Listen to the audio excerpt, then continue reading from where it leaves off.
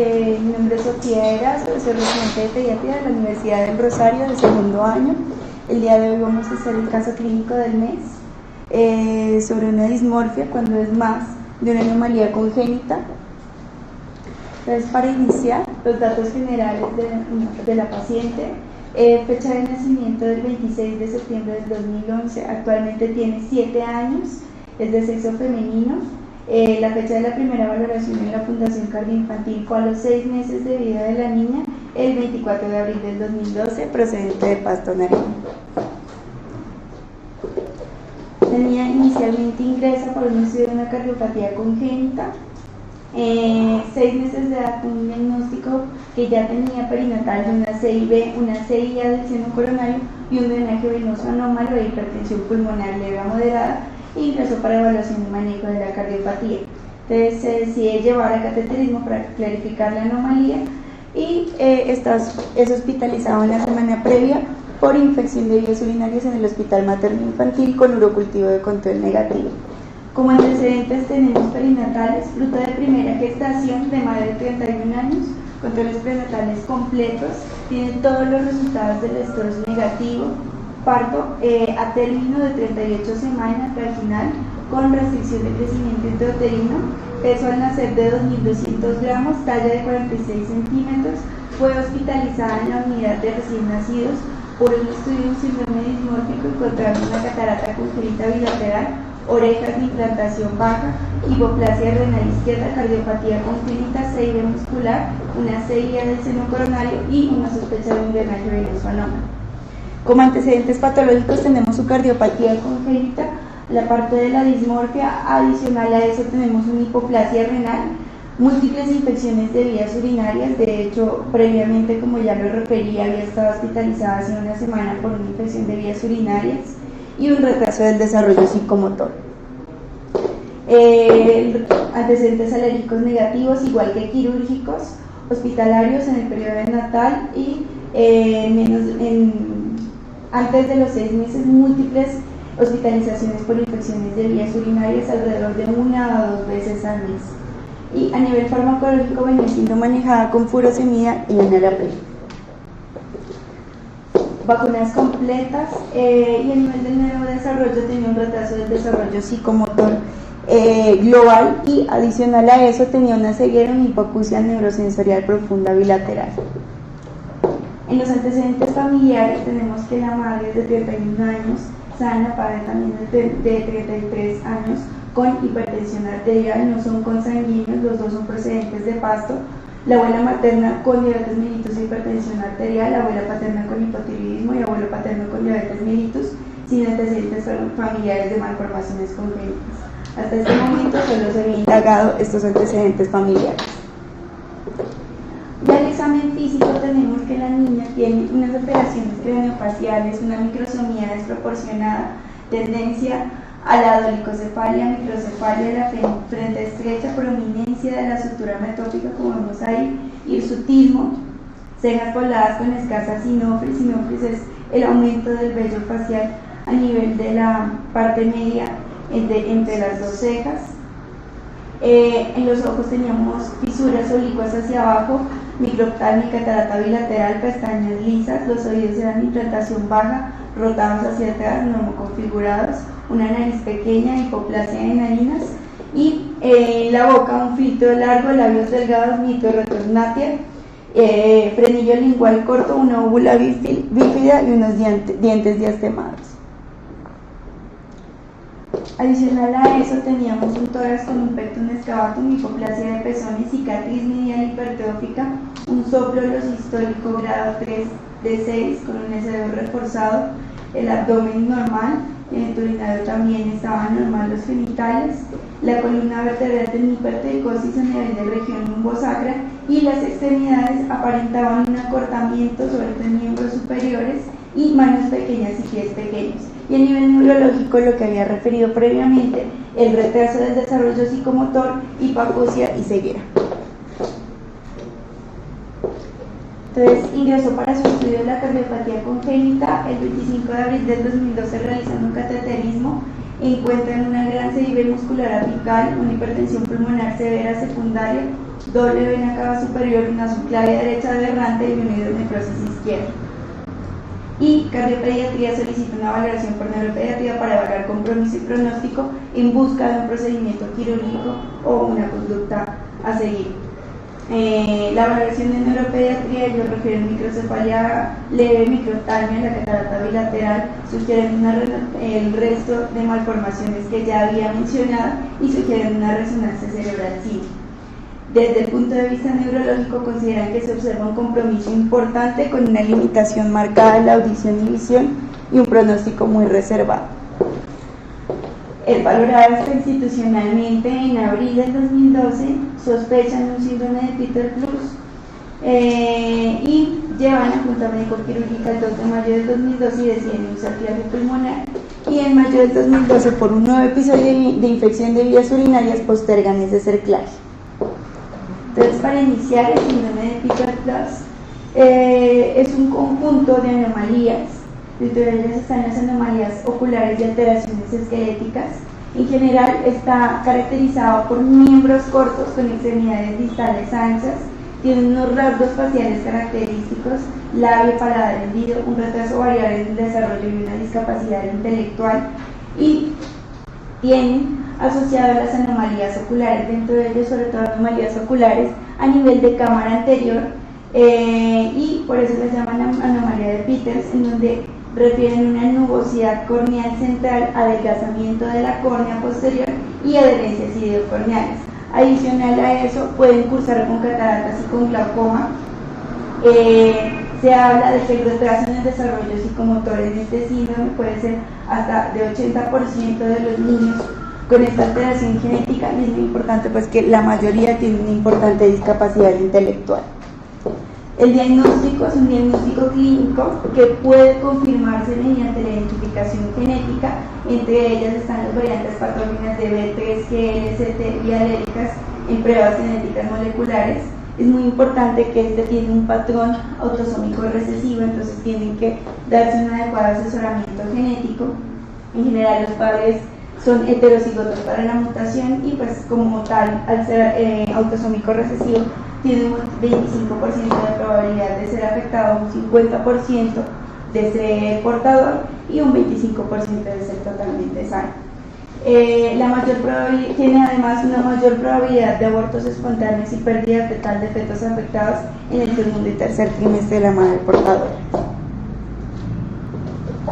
Entonces, continuando con el caso clínico, el 30 de mayo del 2012 llevan al procedimiento quirúrgico, le realizan su banda de arteria pulmonar, adecuada evolución posoperatoria, le hacen un ecocardiograma con un posoperatorio banda insatisfactorio y dan ingreso el 7 de junio del 2012. Conforme pasan los años, sigue siendo valorado por genética institucionalmente y en el 2012, 2013, 2014 cardiopediatría continúa con controles semestrales y anuales con clínica y ecocardiograma, y continúa el manejo médico con furosemida, enalapril y espironolactona.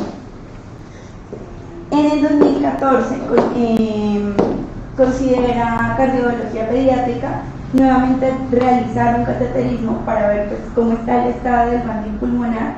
Se obtiene que se encuentra doble vena cava superior con una pequeña innominada, un cerclaje de arteria pulmonar bien posicionado con un gradiente de 50 milímetros de mercurio, y la CIB y la CIA están cerradas espontáneamente, adicional a una hidronefrosis izquierda. Entonces se habla con cirugía cardiovascular y se decide un retiro de banding pulmonar. Es importante aclarar que durante todos esos 3 primeros años tuvo múltiples episodios de infecciones de vías urinarias complicadas. Ha tenido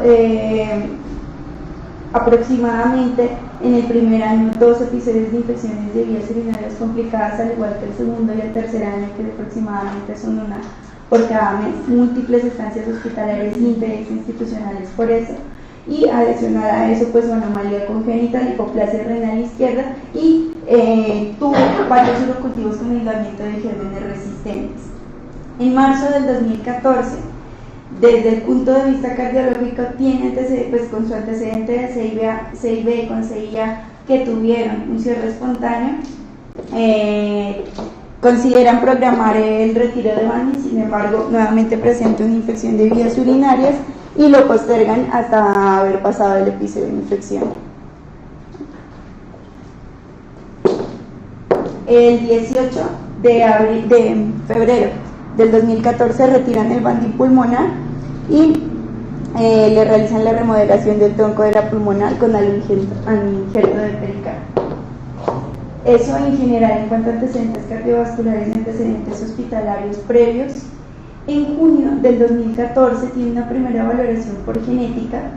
Entonces, contextualizando, teníamos el paciente que tenía las alteraciones craneofaciales, alteraciones oculares, microftalmia, la catarata congénita bilateral, hipoplasia nasal, pabellones auriculares de implantación baja, hipoplasia renal, cardiopatía congénita, retardo del desarrollo psicomotor y la falla en el medio. Entonces estábamos sospechando previamente Peter Cruz, se le solicitó el análisis molecular del gen que está afectado, pero no mostró variantes patogénicas en su secuencia. Además fue valorada por oftalmología, quienes descartan la presencia de la anomalía de Peters y solo establecen una opacidad corneal y microftalmia. O sea, en ese momento no tenía como tal, aparte de las cataratas, alguna otra cosa en cámara anterior que nos sugiriera una anomalía de Peters. En cuanto a los paraclínicos, contamos en este momento con un cariotipo 46XX normal, una hibridación genómica comparada a RAI oligo B811 normal, no se identifican variantes en el número de copias asociadas ni con síndromes de microdeleción ni con síndromes de microduplicación, no se detectaron lesiones en el genoma mitocondrial y la resonancia cerebral fue normal.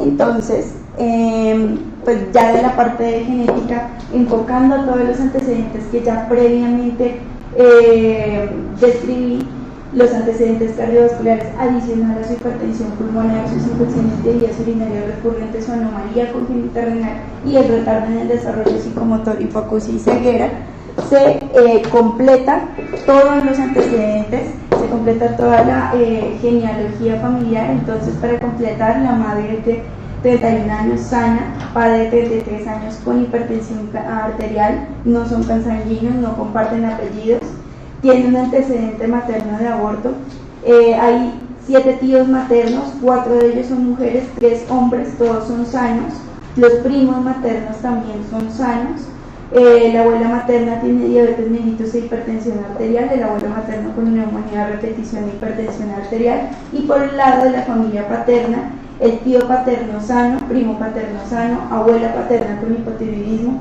abuelo paterno con diabetes mellitus, y no tenemos ningún antecedente familiar de ningún tipo de malformación congénita. Entonces, por genética se solicitan estudios de extensión, se solicita una serie ósea completa, un perfil lipídico, TSH, T4 de libro, una hormona de crecimiento, ALT, AST y fosfatasa alcalina. Entonces, en resumen, tenemos nuestra niña, conocida desde los 6 meses de vida, tenemos su alteración cardiovascular, las alteraciones renales y la alteración dismórfica. Y entonces, ¿qué conducta vamos a tomar? Entonces, para hablar un poquito del paciente dismórfico y cómo se va a enfocar, en general el paciente dismórfico es aquel que presenta unos rasgos faciales o un patrón de malformaciones congénitas que en su conjunto son diferentes de lo que se considera normal para la población general. Estos rasgos o anomalías pueden encontrarse agrupados en una asociación reconocible como un síndrome o una secuencia de una causa específica. Es muy frecuente que este tipo de pacientes presenten anomalías congénitas asociadas a una anomalía genética que puede o no ser familiar. Y es importante hablar de diferentes definiciones. Entonces, el síndrome, que es el síndrome, es un patrón reconocible de anomalías congénitas que tienen en común una misma etiología conocida o supuesta y tiene variabilidad en su presentación a pesar de tener un origen común, por ejemplo el síndrome de Down. La secuencia, entonces, son una secuencia o una concatenación de anomalías congénitas que se deben a una alteración inicial, y esa alteración inicial generalmente es mecánica. Esta primera alteración produce otras subsecuentemente durante el desarrollo fetal, por ejemplo en la secuencia de Potter. La displasia es la alteración en la formación de una estructura del organismo determinada por defecto de los genes que regulan su desarrollo y crecimiento, como ocurre por ejemplo en las displasias óseas. Y la deformación es una alteración que producen fuerzas mecánicas en una estructura formada normalmente. Por ejemplo, algo fisiológico, entonces es lo que habla ahí, un cráneo del recién nacido, en el momento de nacer tras pasar por el canal del parto, entonces tiene su deformación que es temporal. Y a nivel, por ejemplo, de una osteogénesis imperfecta, si un niño tuvo una fractura intrauterina, puede condicionar una deformación importante de una extremidad. Y en cuanto al término de malformación, es una alteración de una estructura por un fallo de los mecanismos embriológicos implicados en su formación, se debe a causas intrínsecas del embrión y se puede dar por diferentes mecanismos, dentro de los cuales se encuentra proliferación, diferenciación, migración y apoptosis. En general puede incluir o no causas genéticas, hereditarias, factores ambientales, y es muy importante que al menos 3 malformaciones menores en el mismo paciente ya son muy indicativas de una malformación mayor oculta. Y algunas malformaciones que pueden ser realmente leves, incluso asintomáticas, que están en conjunto, también nos pueden dar como tal un síndrome genético. Y una asociación son los defectos congénitos de tipo malformativo que están asociados en su aparición de forma más frecuente de la esperada, y pues el ejemplo como tal sería el Bacter. Entonces nosotros, ¿cómo vamos a enfocar a un paciente con síndrome dismórfico? Siempre hay que hacer una historia clínica, un examen físico completo, todos los antecedentes completos, tanto personales y sobre todo los familiares. La idea es siempre hacer un árbol genealógico completo. Debemos incluir todos los datos, tanto del embarazo como del parto, del desarrollo del niño hasta el momento de la consulta, y los hitos del desarrollo del niño también hasta el momento de la consulta. Siempre tenemos que buscar malformaciones ocultas y en caso de que lo requiera, revisar paraclínicos adicionales y complementarios para descartar otras alteraciones a nivel orgánico que tenga el niño. Y es muy importante que antes de esto se tiene que hacer antes de todos los estudios genéticos, y todos esos estudios genéticos deben hacerse con un diagnóstico de sospecha previo. Entonces, tras esa valoración clínica y en conjunción con los datos de la anamnesis, en muchas ocasiones pues es posible establecer un diagnóstico presuntivo, habitualmente sindrómico, que puede confirmarse con alguna prueba específica. Pero desgraciadamente también hay unas alteraciones o anomalías que ponen de manifiesto la necesidad de realizar algunos estudios complementarios adicionales para detectar o descartar otras malformaciones ocultas. Y hay otros también en los cuales, pese a que tengamos las malformaciones ocultas ya manifiestas y las manifestaciones clínicas evidentes, no nos conforman como tal una enfermedad o un síndrome genético, y entonces tenemos que recurrir a diferentes estudios genéticos. Entonces, para continuar con el caso clínico, en la niña se dio pues un concepto multidisciplinario por parte de cardiopediatría, lo que ya comenté, el seguimiento clínico y ecocardiográfico posterior al retiro del banding, por parte de pediatría en general, el seguimiento nutricional y de la ganancia ponderal. Una cosa muy importante, más adelante la voy a hablar, es la parte de uropediatría, infectopediatría por los múltiples episodios de infecciones urinarias, en conjunto con urología pediátrica y nefrología pediátrica. Consideraron profilaxis antibiótica sin limitación. Oftalmología pediátrica, lo que les dije previamente, descartó una anomalía de Peters y continuó seguimiento clínico semestral. Y otorrinolaringología inició estudio para hipoacusia. En cuanto a urología pediátrica, el 15 de mayo del 2014, esto fue una valoración ya posterior. Previamente, después de todas las infecciones de vías urinarias, después del retiro del banding, se consideró llevar a cistoscopia, vaginoscopia y reimplante vesiculoteral izquierdo con colocación de doble J. A la cistoscopia pues no se evidenciaba desembocadura ectópica del uréter izquierdo, meato derecho normal, vagina normal, y a la exploración del uréter izquierdo único dilatado, el cual se desinserta y se realiza en inmediato en vejiga con túnel transcribional. Perdón.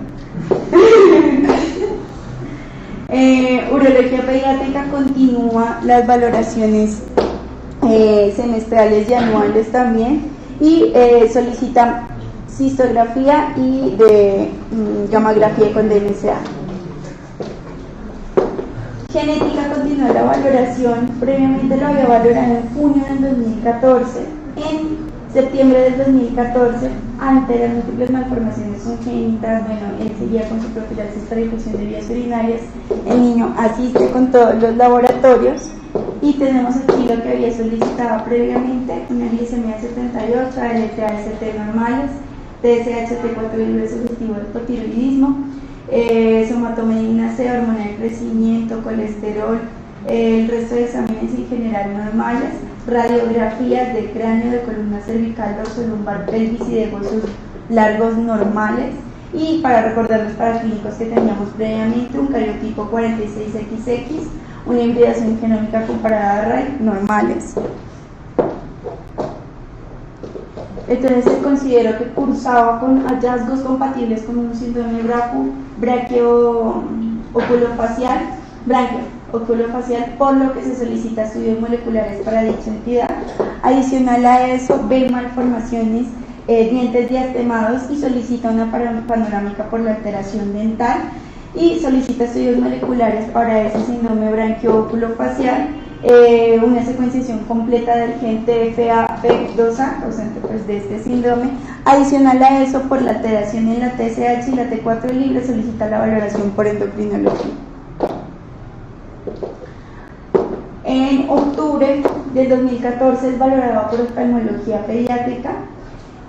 Como conclusión, en el examen externo encuentra ojos pequeños. En general él siempre cursó con globos oculares pequeños, córneas muy pequeñas con pequeña zona superior levemente transparente, todo lo demás es opaco y neovascularizado. Se alcanza a ver cámara anterior formada pupila semimediática, se ve mejor el segmento anterior en el ojo izquierdo.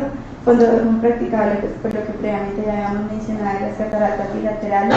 Por parte de ellos se decide no hacer cirugía porque las estructuras son muy pequeñas y mal desarrolladas, y por riesgo de rechazo de injerto o de desarrollar glaucoma o de perder la poca visión que había tenido hasta ese momento. Y endocrinología pediátrica, en marzo del 2015 inicia suplencia de levotiroxina y solicita TSH-T4 libre de control y continúa seguimiento. Entonces, para hablar del síndrome branquio-oculofacial, es un conjunto de malformaciones también, que son malformaciones cráneo, cervicales y oculares, asociada también a malformaciones cardíacas y renales. Tiene una prevalencia en general desconocida. Hay algunas series que hablan de 1 en 1.000.000. Tiene un patrón autosómico dominante. Las mutaciones, se habla de mutaciones en el gen TFA-P2A. Ese es un gen que nos proporciona instrucciones para hacer una proteína llamada factor de transcripción AP2-alfa, y ese factor de transcripción nos regula los genes que participan en varios procesos celulares, como la división celular y la apoptosis. Entonces, cuando en la parte embriológica, cuando este gen está alterado, nos generan las malformaciones que vemos aquí. Entonces tenemos alteraciones en los arcos branquiales, sobre todo en el primer y segundo arco branquial. Se desarrollan parches anormales en la piel, generalmente en el cuello, cerca de las orejas. Esos parches pueden ser inusualmente delgados, pilosos o rojos y densamente llenos de vasos sanguíneos. Malformaciones en los ojos, entonces pueden cursar con microftalmia o anoftalmia, coloboma, estenosis del conducto nasolacrimal. Y en cuanto a rasgos faciales distintivos, tenemos labio paladar hendido, hipertelorismo, telecanto, fisuras palpebrales ascendentes, una nariz ancha con una punta aplanada y debilidad de los músculos de la cara inferior. Las orejas pueden estar malformadas o prominentes, y también cursa con anomalías del oído interno y con hipoacusia.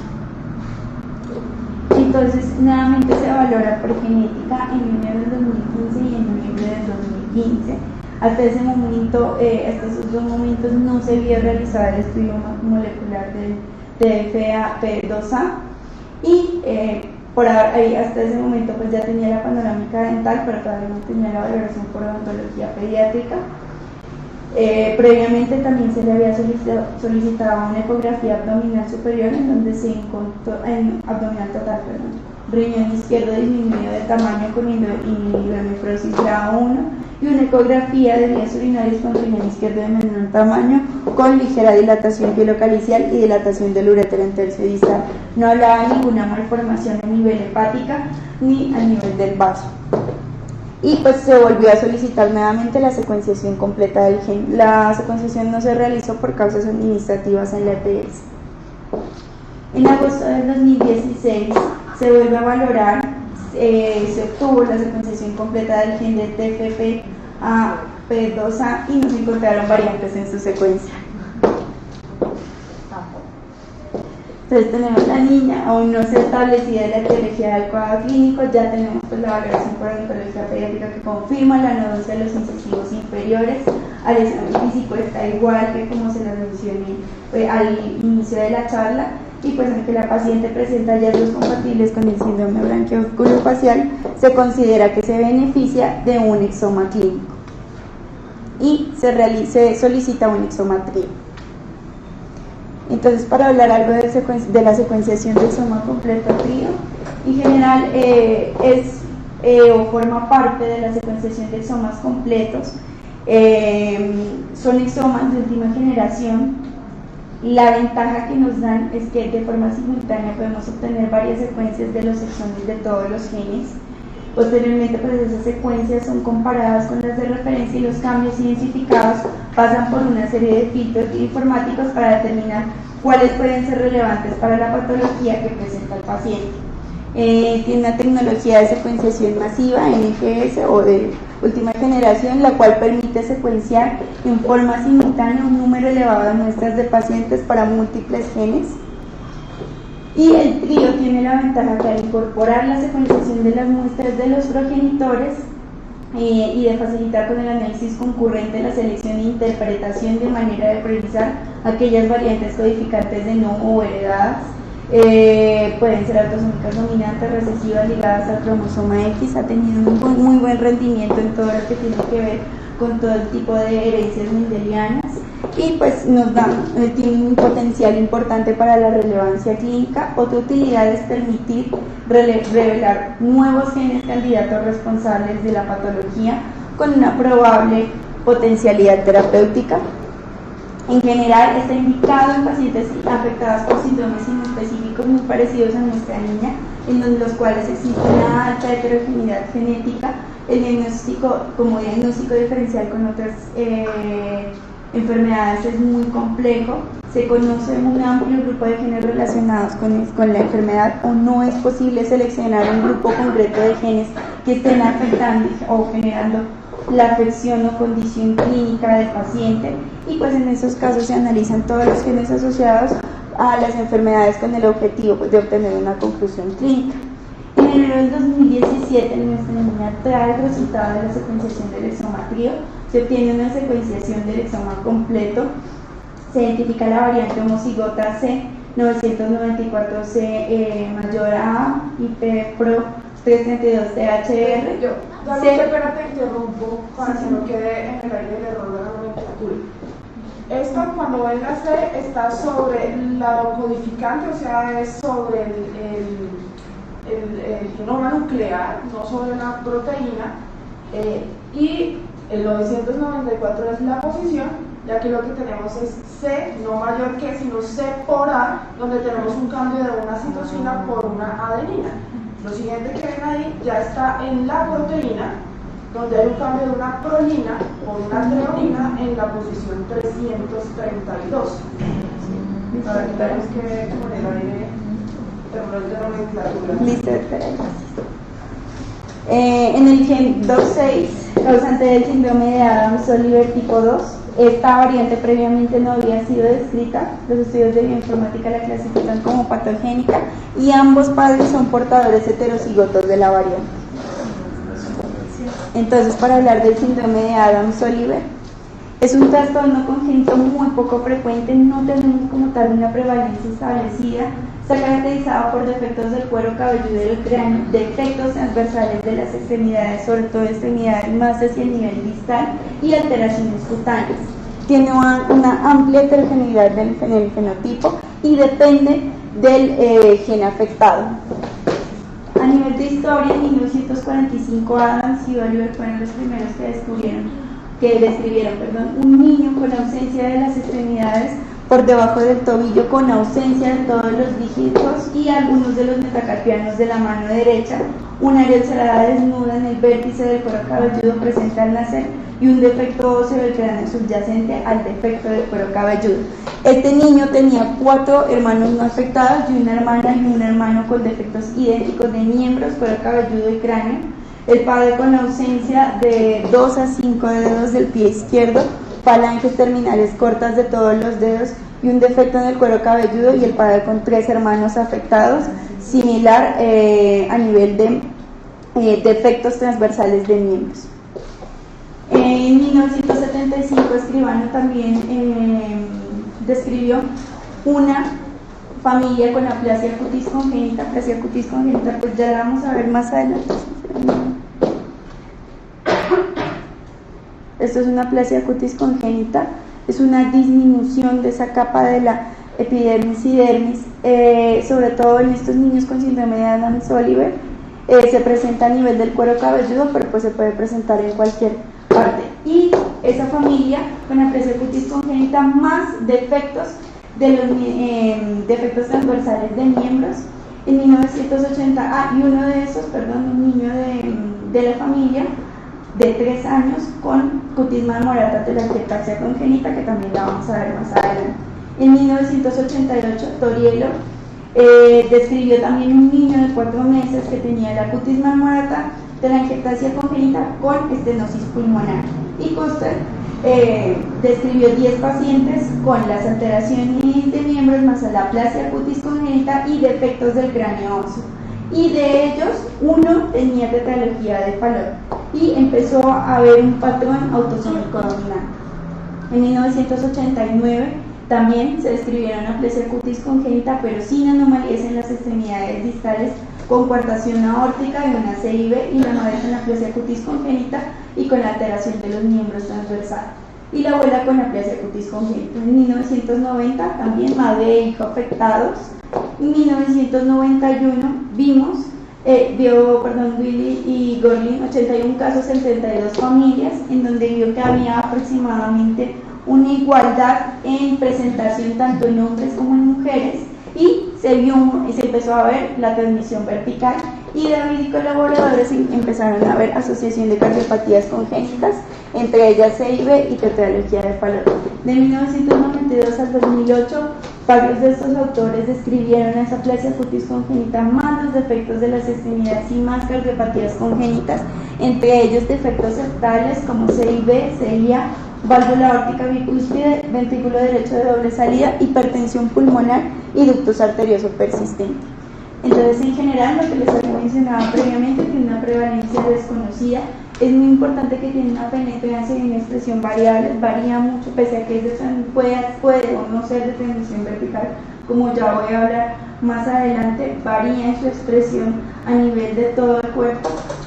Se transmite con mayor frecuencia a través de herencia autosómica dominante y está asociado con complicaciones durante el embarazo, sobre todo con restricción del crecimiento intrauterino, que fue lo que tuvo nuestra paciente. Y hasta el 40% pueden no tener una mutación identificada.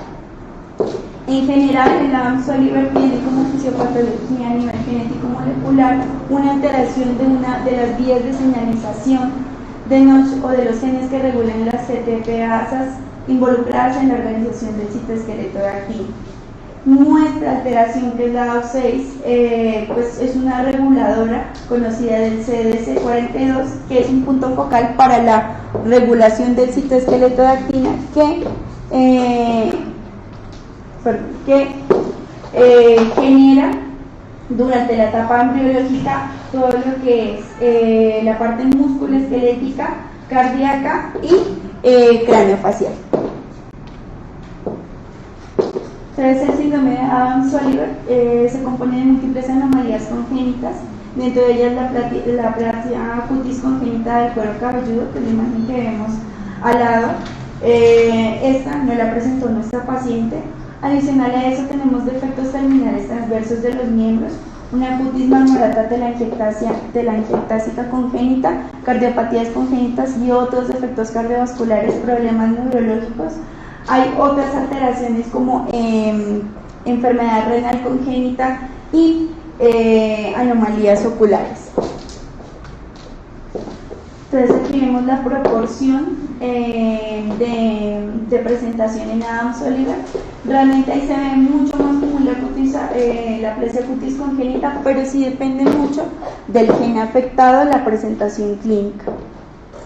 Las anomalías asociadas cutáneas, aparte de la aplasia cutis congénita y esta es la cutis marmorata telangiectásica congénita, que son varios parches violáceos que como característica tienen que no desvanecen ni con la digitopresión ni con el calentamiento. Adicional a eso pueden tener venas del cuero cabelludo tortuosas y dilatadas, pueden tener hemangiomas vasculares, sobre todo en lo que es craneal, pero puede también presentarse en todo el cuerpo, hemangiomas, malformaciones arteriovenosas del cuero cabelludo también pueden presentarse. A nivel esquelético pueden generar múltiples alteraciones de defectos transversales, falanges distales pequeñas, acortamiento de falanges, braquidactilia, sindactilia, polidactilia, oligodactilia y todas las demás espectros de alteraciones en falanges distales. También pueden generar hipoplasia o aplasia ungueal y a nivel esquelético también puede generar defectos craneales si la aplasia cutis congénita es muy severa. En cuanto a anomalías cardiovasculares, se habla de que la Adams-Oliver puede representar desde un 13 hasta un 23% de afectación en los niños con este síndrome. En general pueden cursar con lesiones obstructivas del lado izquierdo, válvula aórtica bicúspide, ventrículo izquierdo hipoplásico, el complejo de Schwann, defectos septales y defectos conotroncales. Realmente tiene una amplia variabilidad, puede tanto en transmisión vertical como vamos a ver que puede tener tanto herencia autosómica dominante como herencia autosómica recesiva. En cualquiera de los dos es que la norma es que haya una amplia variabilidad. El padre puede tener una patología de Fallot y el hijo una CIB, igual así se pueden presentar las malformaciones de miembros y las alteraciones oculares y las demás alteraciones del síndrome. Pueden presentar una hipertensión pulmonar, hasta menos del 5% de la población. En general, los niños con hipertensión pulmonar tienen peor pronóstico y acarrean una mayor mortalidad. Entre otras anomalías cardiovasculares tenemos la estenosis de la vena pulmonar, arterias pulmonares y cerebrales hipoplásicas, malformaciones arteriovenosas y hemangiomas pulmonares o intracraneales, venas del cuero cabelludo, ausencia de vena porta, microvasculatura hepática o renal anormal. La esclerosis portal ha sido reportada casi un 10% de esa población. Anomalías vasculares de las extremidades, infarto de la vasculatura intestinal y entre otros defectos vasculares, la vascularización retiniana incompleta y microsangradas del sistema nervioso, así como vasos aberrantes. Dentro de las anomalías neurológicas, también el espectro varía en severidad dependiendo de la penetrancia y dependiendo del gen. Hablan de encefalocelia, microcefalia, hemiplegia, cuerpo calloso hipoplásico o displasia del cuerpo calloso, calcificaciones periventriculares, ventriculomegalia, displasia cortical, hemorragia cerebral, calcificaciones intracraneales, epilepsia, discapacidad cognitiva y trastornos del espectro autista. Y dentro de otras anomalías, todas las alteraciones oculares, entre ellas hipoplasia del nervio óptico, microftalmia, malformaciones de vitrio y retina en forma de pliegues falciformes, cataratas congénitas bilaterales, que es lo que tenía nuestra niña, anomalías faciales, defectos en los pabellones auditivos que también tenía nuestra paciente, criptorquidia, politelia, malformaciones gastrointestinales, malformaciones renales, entre ellas ahí está los riñones pequeños, la hipoplasia renal izquierda que tenía nuestra niña y retraso del crecimiento y talla baja que también tenía. Dentro de los espectros de la Adams-Oliver hay 6, dependiendo del gen que se vea afectado. La mayoría son autosómicos dominantes, tanto aquí como a nivel poblacional y epidemiológico. En nuestro caso clínico de hoy es autosómico recesivo por el gen 6, que era el que mencionaba previamente. Entonces nuestro paciente, en general el síndrome de Adams-Oliver tiene un diagnóstico por uno de estos tres criterios: la aplasia congénita, la aplasia cutis congénita del cuero cabelludo y las malformaciones de los miembros transversales, o la aplasia cutis congénita o las malformaciones congénitas de los miembros y un familiar de primer grado con hallazgos compatibles, o la aplasia cutis congénita o las malformaciones de los miembros transversales y una variante patógena en un gen relacionado con Adams-Oliver.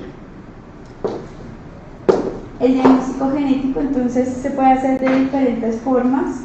Si nosotros tenemos una amplia sospecha clínica, podemos hacer análisis de secuencia del gen, pero luego pasando por un panel multigénico en donde están pues, los 6 genes causantes de Adams-Oliver, pero si ocurre lo que pasó con nuestra niña, que no tenemos como tal cosas que nos den algo de más de especificidad o más de características clínicas que nos llenen hacia una sospecha clínica de este síndrome, pues vamos hacia una secuenciación del exoma y del genoma o uso de varios paneles multigénicos. Entonces el síndrome de Adams-Oliver tipo 2, como lo dije previamente, es una alteración o mutación a nivel del gen 6. Hay más, a diferencia de los otros síndromes de Adams-Oliver, hay más anomalías neurológicas, importantes deficiencias intelectuales, pueden cursar con ventriculomegalia, microcefalia, calcificaciones periventriculares, cambio en la corteza del cerebro, cursan también con más malformaciones oculares y problemas retinales, y dentro de las malformaciones cardíacas también son un importante grupo poblacional en este tipo de síndrome, sobre todo lo que tiene que ver con defectos septales y defectos conotroncales, y adicional a eso hay un importante retraso en el desarrollo. En general el gen 6 comprende 48 exones. Si el producto genético está normal, el 6 nos codifica para una proteína que en un final nos va a dar un factor de intercambio de nucleótidos de guanina para las RO-GTPasas, C42 y RAP1, que están involucradas en toda esa organización de actina citoesquelética. Pero si tenemos el producto génico anormal, como es este caso, conducen a la inactivación de la CDC42 y de la RAP1, lo que resulta en la alteración de esa organización de la actina citoesquelética. Esto es previamente lo que ya había mencionado. En general, la proteína 2,6 extiende esas proteínas, esas GTPasa, durante el desarrollo de extremidades del cráneo y el corazón. Si ese gen que codifica la proteína está normal, pues va a cortar anormalmente las GTPasas y reduce su actividad, y además esa disminución de la actividad nos conduce a problemas de la piel y malformaciones óseas. En general, el manejo requiere un enfoque multidisciplinario para mejorar la calidad de vida. El pronóstico depende del grado de compromiso de órganos y eso determinará como tal la calidad de vida y la sobrevida de sus pacientes. Entonces, a nivel cutáneo, siempre pues procurar para hacer realización de imágenes. Si el niño es más pequeño, una ecografía transfrontalar y posteriormente un TAC de cráneo y también una resonancia magnética cerebral. Considerar la valoración por cirugía plástica, dermatología y neurocirugía en caso de ser necesario. A nivel cardiovascular, todos estos niños tienen que tener un ecocardiograma, debe realizarse incluso cuando los signos clínicos de cardiopatía congénita están ausentes. Indagar hipertensión pulmonar y otras herramientas de imagenología vascular que pueden ser Doppler o ecografías abdominales, por ejemplo, para ver porta o para ver otros vasos a nivel sistémico. La valoración por cardiología pediátrica y, si lo requiere, una valoración por cirugía cardiovascular. A nivel esquelético, lo que también teníamos en sus radiografías de extremidades, radiografía o tomografía de cráneo, valoración por ortopedia, cirugía plástica y fisiatría si lo requiere, intervención quirúrgica y o protésica, para definir también intervención quirúrgica y o protésica, y siempre deben tener una rehabilitación integral con terapia ocupacional y física.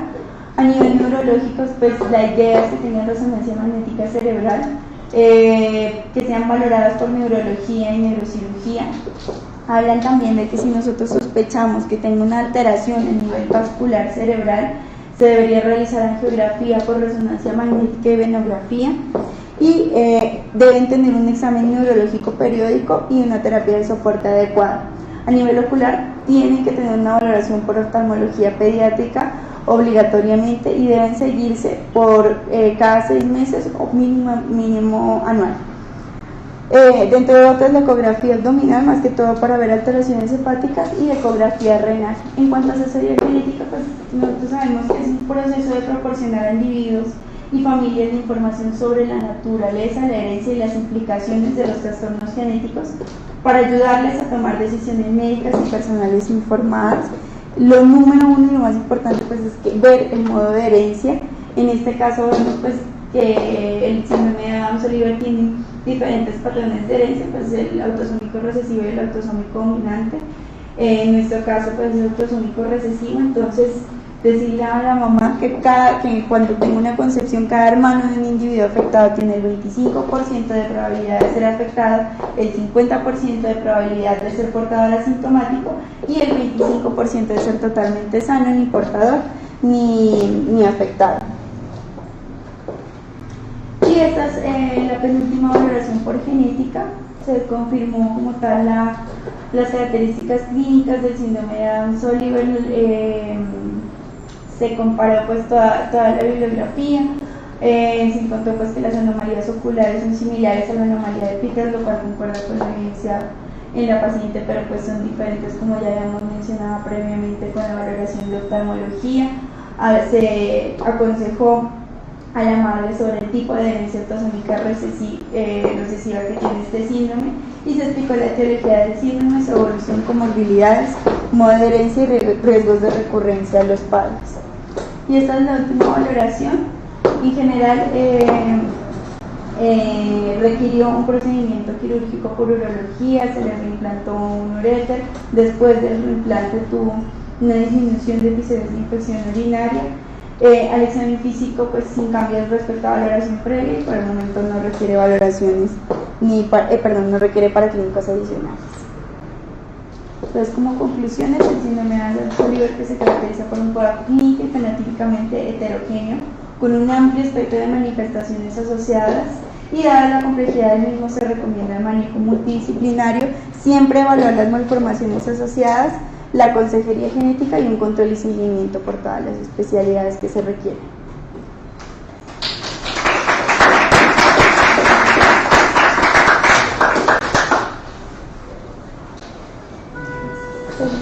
Yo quiero felicitarte, fue una revisión bastante completa, pero yo creo que la mayor enseñanza que nos deja este caso es la utilidad de las técnicas de exómica para los pacientes, ¿sí?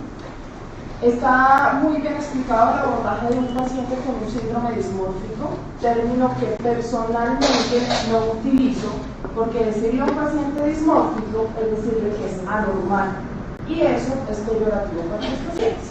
Aunque es el único término acuñado, pues tratamos de no utilizarlo mucho. Si ustedes revisan literatura, un paciente con una enfermedad rara o huérfana se demora más o menos entre 5 y 7 años en encontrarse un diagnóstico, que como pueden ver fue más o menos lo que ocurrió acá. Pasó por varias sospechas diagnósticas por su fenotipo, pero ante la dificultad y por el advenimiento de las nuevas técnicas de genética o de diagnóstico molecular, fue que se llevó a la exómica, donde se encontró el diagnóstico. No sé si les llamó la atención, los papás se referían no consanguíneos, vienen de la misma región, y la mutación es homocigota pura, o sea, los papás son familias. Ellos tienen un ancestro común, así ellos no lo conocen, ¿sí? Eso también se les habló en la consejería genética. Otro término. Hay varias escuelas, consejería genética y asesoría genética.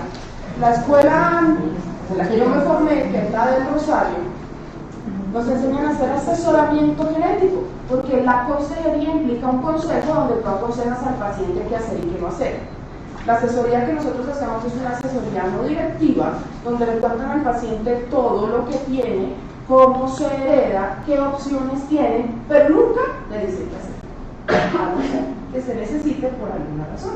Pero ustedes lo que brindan es toda la información y ellos toman sus decisiones. Esta familia quiere otro bebé, ya la única opción sería o un donante, ya sea de óvulos o de espermatozoides, o un diagnóstico genético por implantación. No tienen otra opción.